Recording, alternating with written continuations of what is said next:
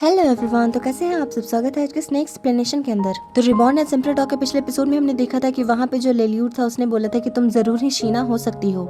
उसके बाद उसने हिस्ट्री को बताया कि लगभग 50 साल पहले जब शीना का जन्म हुआ था तो हम लोगों ने बहुत इंतजार किया और लेकिन फिर भी शीना ने कभी अपनी आंखें नहीं खोली। लेकिन उस वक्त का फेनोमेना बहुत ही ज्यादा अजीब था। जितने भी फेरीज थी उसके साथ साथ जिन्होंने जन्म लिया था वो उन सबकी रहस्यमय तरीके से मौत हो चुकी थी। शीना ही एकलौती ऐसी फेरी थी जो उस पूरे टाइम में सर्वाइव कर पाई थी। उसकी सांसें तो चल रही थी लेकिन उसके शरीर के अंदर कोई सोल नहीं थी। हमें जाके ये रियलाइज हुआ कि उसकी सोल जो है उसकी बॉडी में है ही नहीं, वो कहीं भटक रही है, या तो फेरी लैंड या दुनिया के किसी कोने में या किसी के शरीर में उसकी आत्मा भटक ही रही थी।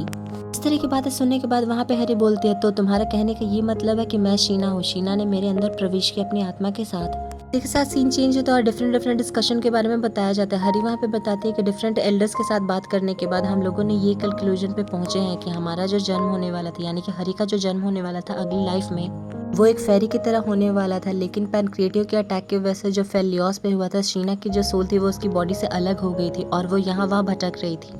वो तब तक यहाँ से वहाँ भटक रही थी जब उसे एक सूटेबल बॉडी नहीं मिली और अनफॉर्चुनेटली उसे हरी की ही बॉडी मिली थी। और वहाँ पे हरी बोलती कि इन सब के चक्कर में मेरा जन्म अब एक डॉग के रूप में हो गया, एक फेरी के रूप में, जब मैं जन्म लेने वाली थी। ये सुनने के बाद जुहारू बोलता है कि इससे सारी चीजें क्लियर हो जाती है। तुम्हारी जो सोल थी वो लाखों सालों तक और वर्षों तक पूरे कॉन्टिनेंट में घूमते रही थे, इस वजह से तुम डिफरेंट लैंग्वेजेस में इतनी फ्लुएंट तरह से बात कर सकती हो। जब ये दोनों एक साथ बात कर ही रहे थे तभी वहाँ पे दरवाजे पे खटखटाने की आवाज आती है। जब हरी वहाँ दरवाजा ओपन करती है तो वहाँ पे लेलियूट को हम देख पाते हैं, जिसके बाद वो बोलता है कि तो तुमने लगता है एल्डर से ढेर सारी बातें कर ली हैं।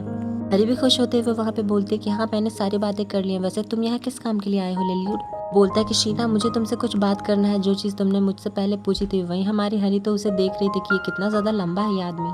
कुछ ह्यूमंस फेरी लैंड के बाहर यहाँ पे खड़े हैं और वो तुमसे मिलने की जिद कर रहे हैं क्या? जिसके बाद वहाँ पे हरी सोचने लगती है कि क्या वो लोग ह्यूमन सोल्जर्स हैं, वो पैनक्रिएटिव के आदमी हो सकते हैं। वो एल्डर बोलता है कि नहीं, उनमें से तो सिर्फ 3 ही लोग हैं और वो लोग कोई सोल्जर दिख नहीं रहे हैं। मुझे तो कुछ ऐसा दिखता नहीं है ज्यादा खतरनाक। हरी बोलती है कि हारू, क्या तुमने सुना, हमारे फेरी लैंड के बाहर 3 आदमी खड़े हैं। जिसके बाद वो बोलती है कि क्या वो पैनक्रिएटिव से हो सकते हैं? नहीं, पैनक्रिएटिव से हो ही नहीं सकते हरी, वो लोग और 3 ही क्यों होंगे? इसके बाद हारू बोलता है कि तुम यहीं पे रुको हरी, मैं जाता हूँ और जाके चीजें चेक करके आता हूँ। जब वहाँ से जाने लगता है तो हरी उसके पैर में काट लेती है और वो बोलती है कि क्या तुम पागल हो गए? तुम अकेले वहाँ पे कैसे जा सकते हो? क्या हुआ अगर वहाँ पे डांटे रहा तो? जिसके बाद हारू वहाँ पे बोलता है कि मेरे पास कोई आइडिया नहीं है, क्या तुम्हारे पास कोई है? तुम खुद जाओगी? हरी सुन के बोलती कि मैं वहाँ पे क्यों जाऊंगी और ये कितना ज्यादा टेरिफाइंग है। जिसके बाद वो बोलते हैं कि ठीक है, तो हम लोग रात में जाएंगे और हम वहाँ पे जाकर चेक करेंगे, अगर कुछ खतरनाक हुआ तो हम लोग वहाँ से भाग आएंगे। जिसके बाद हरी वहाँ पे अपना ड्रेस चेंज कर लेती है और ये सच में काफी ज्यादा प्रिटी और गॉर्जियस लग रही थी। अभी वहाँ पे बोल रही थी कि जब मैंने तुम्हें इंसान से डॉग बनते हुए देखा तो मैं घबरा गई थी, लेकिन थैंक गॉड मैंने तुम्हारे लिए कपड़े डिजाइन कर दिए थे। ये सुन के साथ हरी बोलते कि हाँ हाँ ठीक है, लेकिन मैंने और कपड़े डिजाइन किए। नहीं, रहने दो, ये बहुत ही ज्यादा है, मैं बाद में ट्राई कर लूंगी। उसके बाद हरी उससे पूछती कि क्या तुम्हें पता है कि विलेज के बाहर कैसे जाया जा सकता? वो बोलते कि यहाँ से जाने का तो कोई रास्ता ही नहीं है, तुम जिस रास्ते पे चाहो उस रास्ते पे जा सकती हो, तुम बस चलती रहना और अगर तुम मन में सोचोगे कि तुम्हें फेलियोस में बाहर जाना है तब तक तुम पहुंच जाओगी। अरे सोचने से पहले ही तुम विलेज के बाहर पहुंच जाओगी।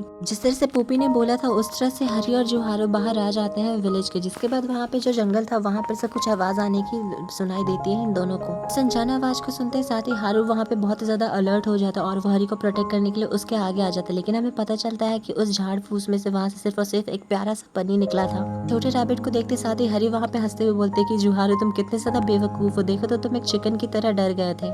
फिर भी हारू वहाँ पे बहुत ज्यादा अलर्ट में था। ये देखते साथ ही वहाँ पे हरी बोलते कि रुको, क्या तुम्हें सच में यहाँ पे कोई अजीब चीजें लग रही है? क्या यहाँ पे जरूर कुछ होने वाला है? मुझे नहीं पता, इसके बारे में प्लीज चेक करना जुहारू।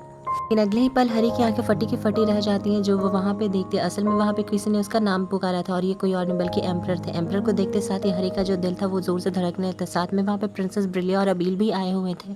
प्रिंसेस पूछ रहे थे कि हरी तुम ठीक तो हो ना? ये सब देखते साथ ही हरी वहाँ पे रोने लगती है और बोलती कि क्या आप सभी लोग मेरे लिए यहाँ पे आए हैं इतनी दूर? वो देखते साथ ही हरी वहाँ पे हारू को रोक देती है और बोलती कि हारू, ये लोग बिल्कुल भी डेंजरस नहीं है, तुम पीछे हट जाओ। उसके साथ ही वो बोलता है कि नहीं हरी, तुमने अभी हम लोगों को चूज किया था और ये रसेंदल का एम्परर तुम्हें किस तरह से वेलकम करेगा मुझे नहीं पता।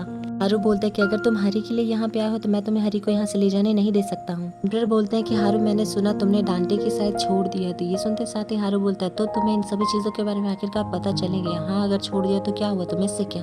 एम्परर बोलते हैं कि मैं तुम्हें एक ऑफर देना चाहता हूँ। ये सुनते साथ ही जो हारू बोलते हैं कि एक ऑफर? किस तरह का ऑफर? एम्परर बोलते हैं कि मुझे तुमसे कोई शिकायत नहीं है, मैं ये भी नहीं जानना चाहूंगा कि तुमने पैनक्रिएटिव में क्या किया है और क्या नहीं किया है। और अगर कोई सवाल उठाएगा तो उससे मैं खुद ही निपट लूंगा। ये सुनते साथ ही वहाँ पे हरी कहती कि वेट, इसका तो सिर्फ एक ही मतलब हो सकता है। जिसके बाद वो कुछ बोल पाती। एम्पर वहीं पे बोलते कि हे मार्जिन, मैं चाहता हूँ कि तुम मेरे साथ ज्वाइन हो जाओ, मुझे ज्वाइन कर लो और सिंदिल के लिए तुम काम करो। ये सुनते साथ ही जोहारू बोलते कि और ऐसा मैं क्यों करने वाला हूँ, जरा बताना। तो आइजन एम्परर वहाँ पे बोलते हैं क्योंकि तुम हरी के लिए मैटर करती है और हरी मेरे लिए बहुत ही ज्यादा मैटर करती है। अब जिस तरह से ये सारी चीजें चल रही थी, इस सब चीजें देख के हरी का जो दिल था वो जोर जोर से धड़क रहा था। तभी वहाँ पे एम्परर बोलते कि हरी मेरे पास आ जाओ। उनके साथ ही हरी कुछ देर के लिए आँख भरती है और जोहारू की तरफ देखती है और अगले ही पल वो एम्परर के पास दौड़ के पहुंच जाते हैं। जिसके बाद वो बोलती है कि एम्परर, मैंने आपको बहुत ज्यादा मिस किया, पता है मैंने कितनी मशक्कत झेला, कितनी मुसीबतों को मैं पार करके यहाँ पे आ पहुंची हूँ और मैंने सच में आपको बहुत ज्यादा मिस किया एम्परर, दिन रात मैं आपको मिस किया करती थी। एंड इसके साथ ये एपिसोड यहीं पे एंड होता है। हम जल्दी मिलेंगे आपसे, नहीं जल्दी क्यों, इसी पार्ट में मिलने वाले हैं। एपिसोड के स्टार्टिंग में देख पाते हैं हरी एम्परर से माफी मांग रही थी। वो बोलती है कि मैंने आपको बहुत नाराज किया होगा। एम्परर भी वहाँ पे बोलते हैं नहीं हरी, ये सारी मेरी गलती है, मैं तुम्हारा ट्रस्ट अर्न नहीं कर पाया। एम्परर का ऐसा जवाब सुनते साथ ही हरी का दिल और भर जाता है। वो बोलती है कि मैंने जो सोचा था एम्परर ने बिल्कुल वैसा ही जवाब दिया, वो कभी मुझे हिट नहीं कर सकते हैं। एम्परर कितने ज्यादा अच्छे और इनका दिल बहुत विशाल है। एम्परर भी उससे गले लगा लेते हैं। जिसके बाद वो ये व्यक्त कर रहे थे कि हरी से वो कितना ज्यादा अपसेट थे जब वो नहीं थी। तो ये बोलती है कि एम्परर, मैं आपसे ऐसे नहीं जाया करूंगी, आप बहुत ही ज्यादा चिंतित हो जाते होंगे मेरे बारे में। एम्परर भी बोलते कि मैं ये सुन के बहुत ज्यादा खुश हूँ हरी तुम्हारे इस फैसले से। इन सारी चीज़ों की वजह से हरी का जो मूड था वो काफ़ी ज़्यादा फ्रेश हो जाता है। वो बहुत ही ज़्यादा हैप्पी देखने में लग रहे थे। जिसके बाद वो पीछे मुड़ते हुए बोलते कि हारू चलो हम लोग यहाँ सब चलते हैं, मुझे ऐसा लगता है कि यहाँ से जाने का वक्त आ गया हमारा। हारू भी हरी की तरफ देखते हुए एकदम ही स्पीचलेस था। बोलता है कि खैर जब तुमने सब कुछ डिसाइड कर ही लिया तो मैं इसमें कुछ नहीं कर सकता। वो अलग ही आह भर रहा था। इस सीन में फेरी एल्डर से जब हरी बोल रही थी कि जो ह्यूमंस बाहर है वो मेरे दोस्त हैं, तो वहाँ पे अडल्मा पूछती कि इसका क्या मतलब, तुम हमें छोड़कर जा रही हो। वो बोलती कि हाँ मैं यहाँ से अब जाना चाहती हूँ। एल्डर से परमिशन तो देते थे लेकिन वो साथ ही बोलते कि शीना तुम जा रही हो लेकिन हमेशा ये चीज़ याद रखना, बॉडी में तुम्हारी सोल है, वो बॉडी बहुत ही ज्यादा कमजोर है और ऐसे बहुत सारे बंधन है जो तुम्हें फ्यूचर में रोक सकते हैं। हरी बोलती है कि आपका क्या मतलब है, ये बॉडी मेरे लिए कंपैटिबल नहीं है, ये मेरे लिए सूटेबल नहीं है। क्या तुम उसे इस तरह से कह सकती हो कि तुम्हारी जो करंट स्टेट है वो नेचर के लॉस के खिलाफ है और जो भी चीज नेचर के लॉस के खिलाफ जाती है उसे एक कीमत चुकानी पड़ती है। सुन के हरी वहाँ पे बोलती कि क्या आप कोई रास्ता ढूंढ सकती हैं जिससे मैं अपनी ओरिजिनल बॉडी में वापस जा सकूं। उनके साथ ही एडल्मा वहाँ पे अपने मैजिक का यूज करते हुए टेलीपोर्टेशन को स्टार्ट कर देती है और वो बोलती है कि तुम्हें उसके बारे में चिंता करने की कोई जरूरत नहीं, जब सही वक्त आएगा तो हमारी मदर नेचर तुम्हें जरूर गाइड करेगी। मैजिकल पावर्स इतनी ज्यादा भयानक होती है जिसे महसूस करते साथ ही हरी वहाँ पे बोलते कि ये मैजिकल पावर किस तरह की है, कितनी ज्यादा टेरिफाइंग और बहुत ही ज्यादा प्योर है। फिर वहाँ पे एडल्मा वापस बोलती है कि तुम ज्यादा चिंता मत करो, मैंने बाकी सारी चीजें कर रखी हैं और तुम्हें चिंता करने की जरूरत नहीं है, तुम ठीक से जा सकती हो। हरी ये सुनते साथ ही वो बोलती है कि ठीक है मैं जरूर आपसे वापस मिलने आऊंगी। इसके बाद हरी उन्हें आखिरी बार गुड बाय यानी अलविदा कहती है। फिर हरी, एम्परर, अबील, प्रिंसेस ब्रिलिया, जोहारू ये सब टेलीपोर्टेशन के जरिए वापस पहुंच जाते हैं महल में। ये बोलती है कि मैं वापस यहाँ पे आ चुकी हूँ, मुझे ऐसा लग रहा है कि अभी अभी सुबह ही हुई है। फिर बोलते हैं कि हमें सबसे पहले जाकर रेस्ट कर लेना चाहिए जिससे पहले कि हम किसी भी चीज के बारे में डिस्कशन करें। हे मार्शन, मैं किसी को भेज दूंगा तुम्हारा चैम्बर रेडी करने के लिए ताकि तुम वहाँ पे रेस्ट कर सको। ये सुनते साथ ही वहाँ पे हरी बोलती है कि तो अच्छी बात है, चलो सब हम लोग कमरे में वापस जाते हैं ताकि हम लोग रेस्ट कर सके। लेकिन तभी हरी के पीछे एक हाथ आते हुए बोलते हैं रुको हरी, तुम कहाँ जा रही हो। हरी समझ गई थी कि क्या होने वाला। तभी हम देख पाते कि सारे लोग हरी को वहाँ पे खींच रहे थे। वो बोलते हैं कि तुम सब लोग मुझे चीर फाड़ देना चाहते हो क्या। सच बोलते हैं कि तुम दोनों हरी को छोड़ दो, हरी आज मेरे साथ ही रहेगी पूरी रात भर। इस पे मना करते हुए बोलते हैं कि नहीं हरी सिर्फ मेरे साथ रहेगी, है ना हरी। अब हरी भी यहाँ पे फंस चुकी थी। हारू वहाँ पे बोलते कि क्या तुम दोनों भूल चुके हो, हरी का मैं ही इकलौता फैमिली मेंबर यहाँ पे हूँ। जब वो तीनों वहाँ पे हरी के लिए लड़ाई कर रहे थे, हरी बोलते कि रुक जा, तुम सब लोग मुझे चोट पहुँचा रहे हो। बील वहीं पे उन लोगों को गुड नाइट बोलते हुए वहाँ से भागने की कोशिश करता। हरी इसे देखते साथ ही बोलती कि धोखेबाज कहीं का गद्दार, तुम्हें तो मैं सबसे पहले फांसी की सजा सुनाऊंगी। प्रिंसेस हरी को मक्खन लगाते हुए बोलती है कि हरी तुम तो मेरे साथ आ रही हो ना, तुमने तो भूख लगा होगा ना, क्या तुम्हें स्टेक नहीं चाहिए। हरी बोलती है कि प्रिंसेस ये ऑफर तो काफी अच्छा है लेकिन सच में मैं बहुत ही ज्यादा थकी हारी हूँ। भी एम्परर हरी को अपनी तरफ खींचते हुए बोलते कि प्रिंसेस तुम ऐसे कैसी बातें कर रही हो ब्रिलिया, तुम ऐसा नहीं बात कर सकती, हरी सिर्फ मेरे साथ ही जाएगी। यहीं पे हारू अलग ही उन दोनों को घूरे जा रहा था। इन सभी चीज़ों की वजह से हरी वहाँ पे परेशान हो रही थी। वो बोल रही थी कि क्या तुम लोग पागल हो गए और रात भर हम लोग यही करने वाले हैं, कम से कम हम लोग अंदर जाके बैठ तो सकते हैं ना, फिर इसके बारे में हम लोग डिस्कशन कर लेंगे।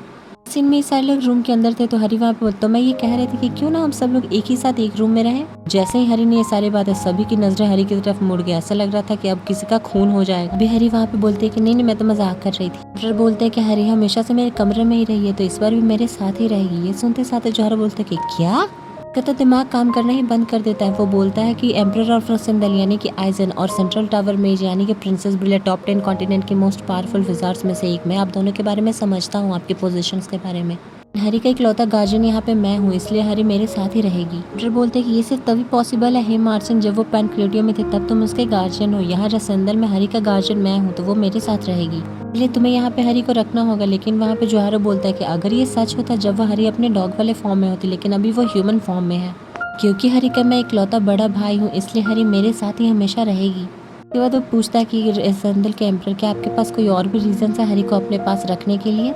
क्वेश्चन सुनते साथ ही एम्परर की जुबान वहाँ पे खड़कने लगती है। वो अजीब तरह से बोलते हुए बोलते हैं, असल में मैंने अभी अभी हरी को वापस पाया है और मैं नहीं चाहता कि वो किसी और के पास चली जाए। मैं ये भी नहीं चाहता कि वो अपने खुद के भाई के पास वापस जाए। मेरे लिए हरी एक ऐसी पर्सन है जिसको मैं हमेशा खुश देखना चाहता हूँ और हमेशा उसे प्रोटेक्ट करना चाहता हूँ। एम्परर के दिमाग में तो लड्डू फूट रहे थे।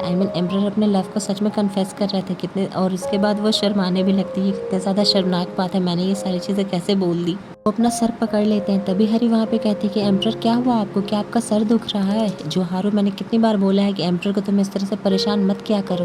अभी सिर्फ इसलिए बीमार है क्योंकि तुमने इनके ऊपर अभी बहुत ज़्यादा स्ट्रेस डाला है। बहुत हो गया तुम सभी लोगों का, अब मैं सिर्फ और सिर्फ एम्परर के साथ ही रहने वाली हूँ, मेरा फाइनल डिसीजन है। और ये सारी चीज़ें वो एम्परर के दिल के ऊपर अपना हाथ रख के बोल रही थी। एम्परर भी यहाँ पे बहुत ज़्यादा शाय फील कर रहे थे। एंड यप, इसी के साथ ये एपिसोड यहीं पे एंड होता है। आज के लिए इतना ही।